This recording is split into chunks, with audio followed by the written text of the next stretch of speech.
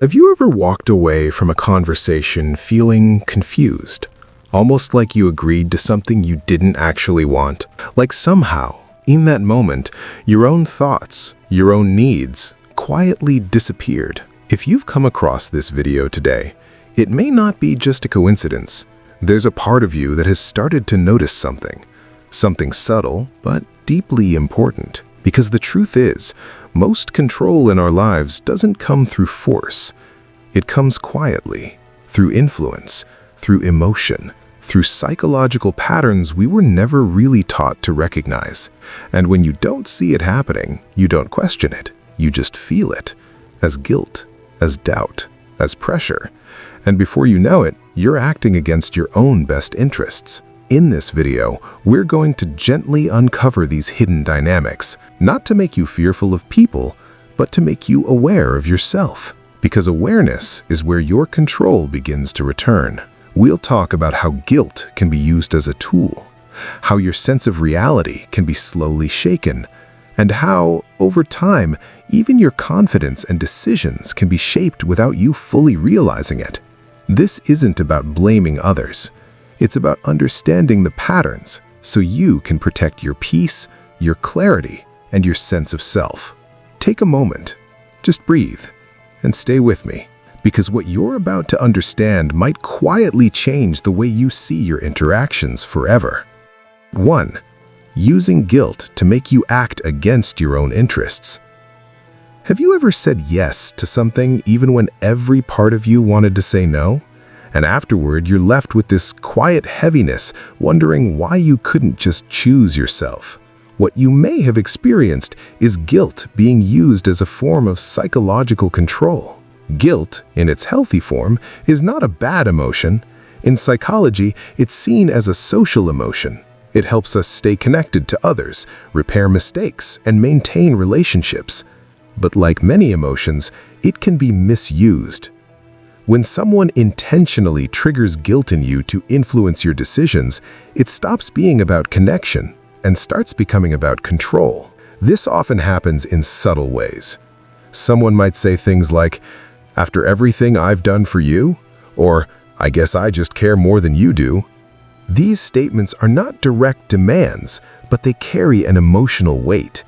They quietly suggest that if you don't comply, you are selfish, ungrateful, or even a bad person. Over time, your mind starts associating self-respect with guilt. Choosing your own needs begins to feel wrong even when it isn't. Psychologically, this connects to what's known as emotional conditioning. When guilt is repeatedly paired with your attempts to set boundaries, your brain learns to avoid that discomfort by giving in. Not because you truly agree, but because you want relief from that emotional pressure. And the more this pattern repeats, the less you question it. You begin to prioritize other people's feelings over your own well-being, not out of kindness, but out of fear of feeling guilty. The important thing to understand here is this: feeling guilty does not automatically mean you are doing something wrong. Sometimes it simply means you're breaking a pattern that once kept someone else comfortable. Learning to pause in those moments, to ask yourself, am I acting out of genuine care, or am I just trying to escape guilt, can slowly bring back your sense of control. Because real kindness includes yourself too. 2. Gaslighting, when someone makes you doubt your own reality.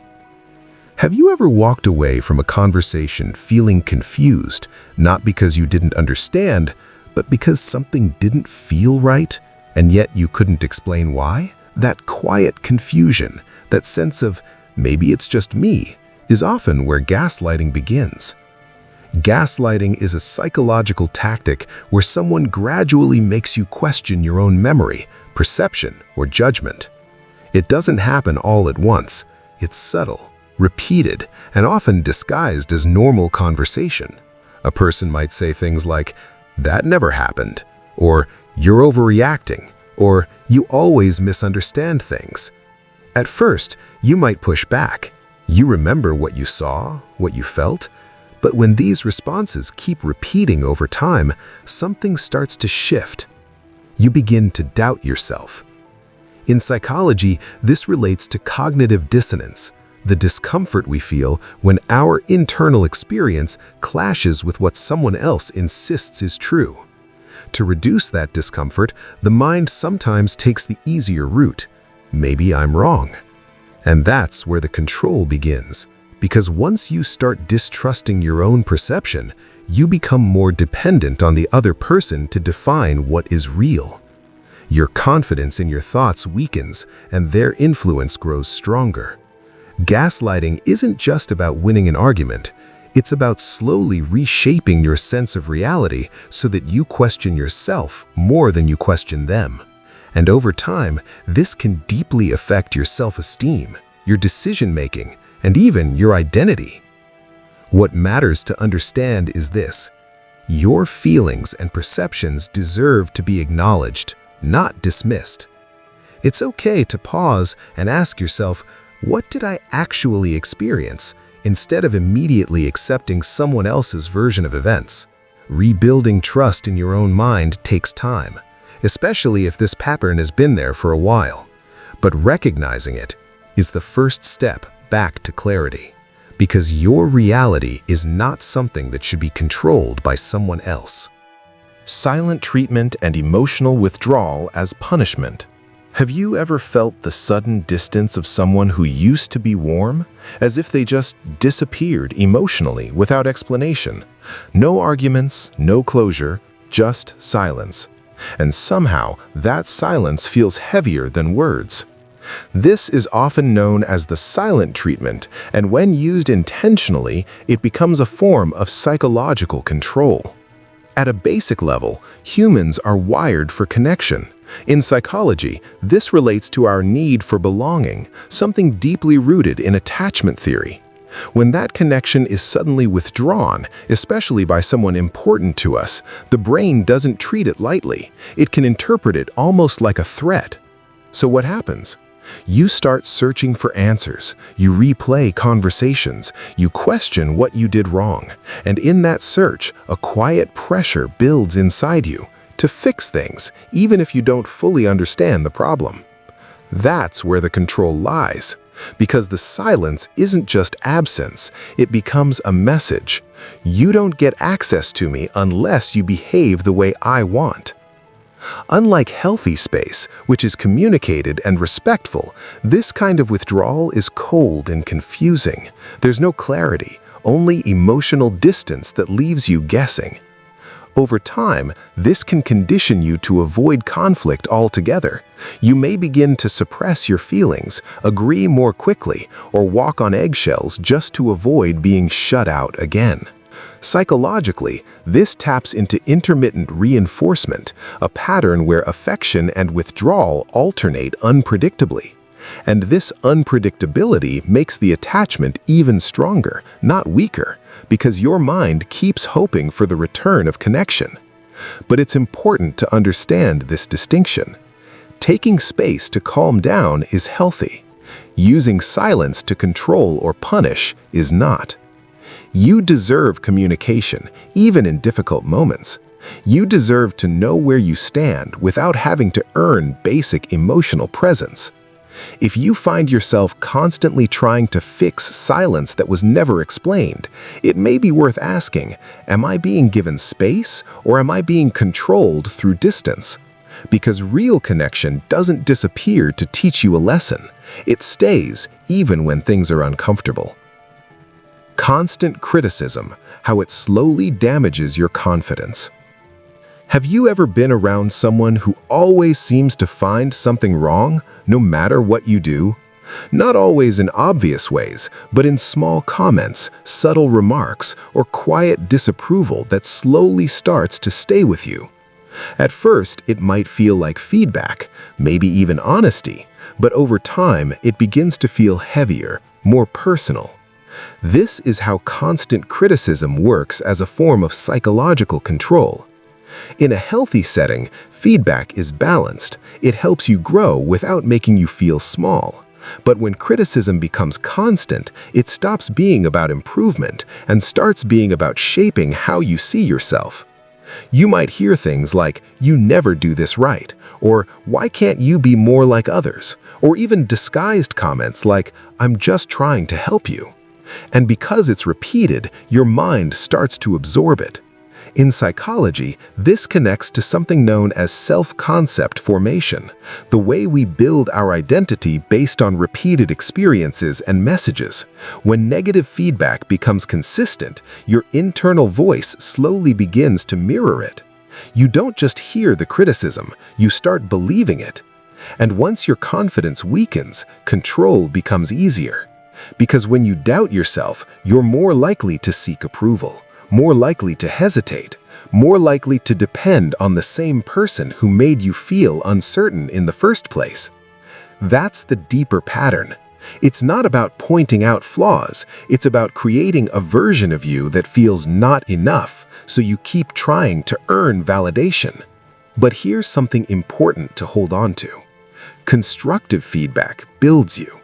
Constant criticism breaks you down. You're allowed to question the voice that keeps making you feel small, even if it comes from someone close. And slowly, you can begin to replace that voice with your own, one that is fair, grounded, and not driven by fear. Because your worth is not something that should be shaped by someone else's constant judgment. Creating fake urgency, how pressure pushes you into bad decisions. Have you ever felt rushed into a decision, like you didn't really have time to think, but you still said yes just to get it over with? That feeling of pressure, of "I need to decide right now," is not always accidental. Sometimes it's deliberately created. This is what we call fake urgency. In psychology, when the brain is under time pressure, it shifts from careful thinking to quick emotional decision-making. This relates to what's often described as two modes of thinking, a slower, logical process and a faster, instinctive one. Urgency forces you into that faster mode, where you're more likely to react than reflect. And that's exactly the point. Someone might say things like, "This won't last long," or "I need an answer right now," or "If you really cared, you wouldn't hesitate." These statements create a sense of limited time, even when no real urgency exists. The moment you feel pressured, your focus narrows. You stop weighing long-term consequences and start thinking about immediate relief, ending the pressure, avoiding conflict, or not missing out. And in that state, it becomes much easier to influence your decision. Over time, this can train you to act quickly instead of wisely. You may start trusting pressure more than your own judgment, simply because it feels uncomfortable to pause. But here's something worth remembering. Real decisions can handle time. Only manipulative ones demand immediacy. You're allowed to pause, to step back, to say, "I need time to think about this." That pause is not weakness, it's awareness. Because when you give yourself space, you move out of pressure and back into clarity. And clarity is where your real control begins. Giving validation, then taking it away. Have you ever felt deeply valued by someone, only to suddenly feel ignored, distant, or even unimportant the next moment? That emotional shift can feel confusing, almost like something changed overnight. But often, it isn't random. This pattern, where someone gives you attention, appreciation, or affection, and then unexpectedly withdraws it, is a powerful psychological tactic. In the beginning, the validation feels genuine. You feel seen, understood, maybe even special, and that experience creates an emotional high. In psychology, this connects to the brain's reward system. When we receive positive attention, it reinforces connection and attachment. But when that validation is suddenly taken away, something else happens. You start to crave it. This is where the concept of intermittent reinforcement becomes important. When rewards are given unpredictably, sometimes present, sometimes absent, they actually become more addictive. The uncertainty keeps you emotionally invested, constantly hoping for the good phase to return.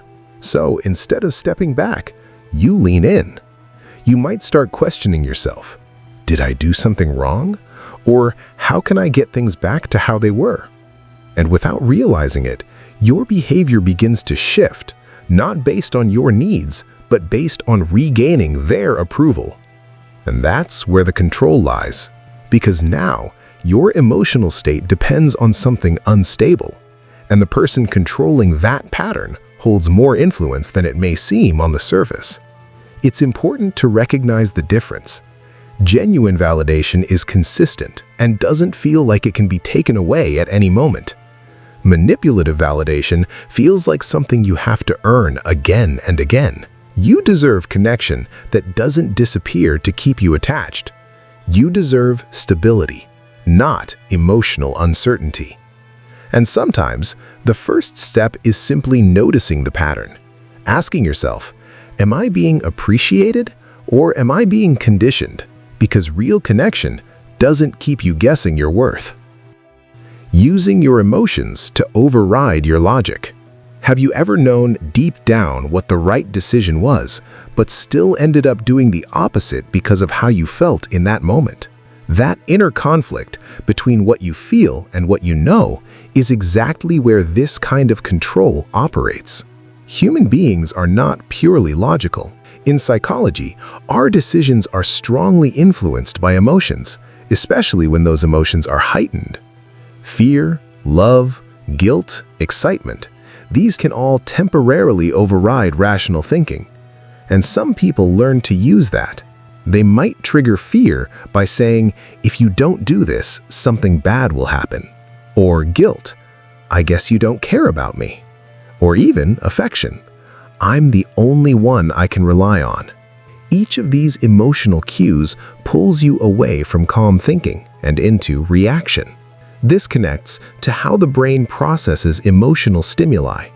When emotions are heightened, the more instinctive parts of the brain become active, while the part responsible for logical reasoning becomes less dominant. In simple terms, the stronger the emotion, the harder it is to think clearly. And in that state, you're easier to influence. You may agree to things you wouldn't normally accept. You may ignore red flags. You may silence your own doubts just to resolve the emotional discomfort in that moment. Over time, this creates a pattern where your decisions are not guided by your values, but by whoever is able to control your emotional state. But there's something important to hold on to. Emotions are valid, but they are not always accurate. You're allowed to feel something strongly and still take a step back before acting on it. Just a simple pause, just a moment to ask yourself, what would I choose if I felt calm right now? Because when you separate feeling from action, even briefly, you give your logic space to return. And in that space, your choices become yours again. Comparing you to others, how it controls your self-worth. Have you ever been told, why can't you be more like them? Or, look how well others are doing. And suddenly, without realizing it, you start feeling smaller? Comparison is something we all experience. In psychology, it's known as social comparison theory, the natural tendency to evaluate ourselves by looking at others. In a healthy form, it can motivate growth. But when someone uses comparison repeatedly, it stops being helpful and starts becoming a tool of control. Because comparison shifts your focus away from your own progress and places it on someone else's standard. When this happens often, you begin to measure your worth externally. Instead of asking, am I improving? You start asking, am I better than them? And that question is never stable because there will always be someone ahead in some way. That instability creates insecurity, and insecurity makes you easier to influence. You may start trying harder to gain approval, changing parts of yourself just to match up, or feeling like you're constantly behind no matter what you achieve. Over time, your sense of self becomes dependent on comparisons you didn't even choose. That's where the control lies. Because when your self-worth is uncertain, it can be shaped from the outside. But here's something important to understand. Growth is personal. Comparison is external. You are not meant to be a copy of someone else's path. Your pace, your strengths, your struggles, they are not meant to match anyone else's exactly. It's okay to be inspired by others, but it's also important to come back to yourself, to your own direction, your own values. You can gently ask yourself, am I becoming better than I was yesterday? Instead of, am I better than someone else? Because real confidence doesn't come from winning comparisons. It comes from understanding that your worth was never meant to be measured that way. Playing the victim, how sympathy is used to control you. Have you ever found yourself comforting someone even when you were the one who was hurt? That quiet reversal where your feelings get pushed aside and suddenly all the focus shifts to them is often not accidental. This is what happens when someone uses a victim mindset as a form of control. Now, it's important to be clear, real pain is valid, and people do go through genuine struggles. But in manipulation, the role of the victim is used strategically, not to heal, but to influence. You might hear things like, everyone always treats me badly, or I guess I'm just the problem, or you don't understand how hard my life is. These statements can make you feel guilty for even expressing your own needs. So instead of addressing the original issue, you shift into caretaking mode. In psychology, this connects to emotional responsibility shifting, where one person avoids accountability by redirecting attention to their own suffering. And because empathy is a natural human response, you may feel compelled to comfort them, even if your concerns were valid. Over time, this creates a pattern.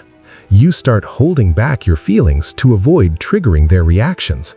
You become more careful, more accommodating, and less honest about your own experience. That's where the control lies. Because the conversation is no longer balanced. One person's emotions take priority, while the others slowly disappear. But here's something important to remember. Someone else's pain does not invalidate yours. You can care about what someone is going through and still hold space for your own feelings. These two things can exist at the same time. It's okay to gently return to the original issue, to say, I understand you're hurting, but I also need to express how I feel. Because healthy connection allows both people to be heard, not just the one who claims the role of the victim. Gradually pushing your boundaries until you lose control of them. Have you ever looked back at a situation and wondered, I never used to tolerate this, so how did I get here? That quiet shift, where things that once felt uncomfortable slowly become normal, is often not sudden. It happens step by step. This is how boundary pushing works as a form of psychological control. In the beginning, the requests are small, almost harmless, something you can easily overlook or justify. You might think, it's not a big deal, or I'll let it go this time, and that one time becomes the starting point. Because once a boundary is crossed without resistance, it becomes easier to cross it again. In psychology, this is often explained through the foot-in-the-door technique, a principle where small agreements increase the likelihood of larger ones later. Each step feels only slightly different from the last, so it doesn't trigger strong resistance. But over time, those small steps add up. What once felt uncomfortable becomes familiar. What once felt wrong becomes something you start to tolerate. And slowly, your sense of what is acceptable begins to shift. That's where the control lies. Because now, the boundaries that were meant to protect your emotional, mental, and even physical space are no longer clear. And when boundaries are unclear, it becomes much harder to say no. You may find yourself allowing things you never agreed to, simply because the change was so gradual you didn't notice it happening. But here's something important to come back to. Boundaries are not meant to be negotiated away piece by piece. They are there to protect your emotional, mental, and even physical space. It's okay to pause and reflect, to ask yourself, would I have accepted this a year ago? That question can bring clarity to how much has shifted. And if something no longer feels right, it's not too late to redefine your limits. because reclaiming your boundaries is not about conflict, it's about coming back to yourself. And that, quietly, is where your control begins again. If you found yourself in any of these patterns, take a moment, not to judge yourself, but to understand that awareness like this doesn't come overnight. And the fact that you're starting to notice these things already means something is shifting. These psychological tricks only work in silence and confusion. The more clearly you see them, the less power they have over you. And remember, this isn't about becoming cold or distant. It's about becoming aware so you can choose your responses instead of being controlled by them. If this helped you even a little, consider sharing it with someone who might need to hear it too. And if you want more content like this, calm, honest, and grounded in real psychology, you can subscribe and stay connected. Take care of your mind, be patient with yourself, and until we meet again.